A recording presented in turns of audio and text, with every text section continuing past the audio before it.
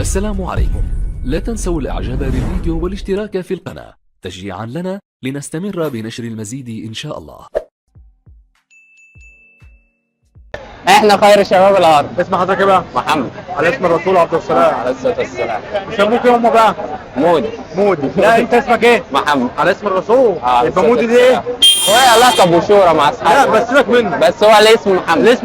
الاسم احسن مودي ولا محمد؟ لا محمد. الله لا يبقى سيبك من مودي دي. تمام؟ تمام. انت عديتك كام بقى؟ معديتي كانت 600 جنيه 500 جنيه كده. ما شاء الله. باقي منهم كام؟ وباقي منهم زي 350 جنيه. 350. طب انت هتعمل ايه ب 350 جنيه؟ 350 ده انا باجي في اخر الشهر مثلا كده بجيب مثلا تيشيرت بديله واحد فقير كده، واحد مستاهل كده تعبان كده. طب تقول ايه بقى للناس اللي هم في سنك كده ما بيطلعوش حاجه لله، تقول لهم ايه؟ لا بصراحة المفروض دي حاجة ربنا وسع الصدقة وكده، والمفروض يتصدقوا ويقرأوا، دي حاجة لله يعني ربنا بيوفقهم عليها وكده. الله عليك. طموحك ايه بقى؟ معاه الصراحة طب أسنان إن شاء الله. ان شاء الله. طب تقول ايه بقى ما عندوش طموح؟ طموح؟ لا هو المفروض أي حد بيبقى عنده طموح، هو المفروض يركز على مستقبله ويشتغل ويصلي وربنا هيوفقه في حياته.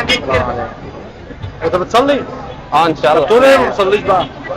لا بصراحة الصلاة دي أول حاجة الإنسان هيتحاسب عليها يوم القبر، فبصراحة ربنا هيسأله عليها، فالمفروض لازم يصلي ويحفظ قرآن كده.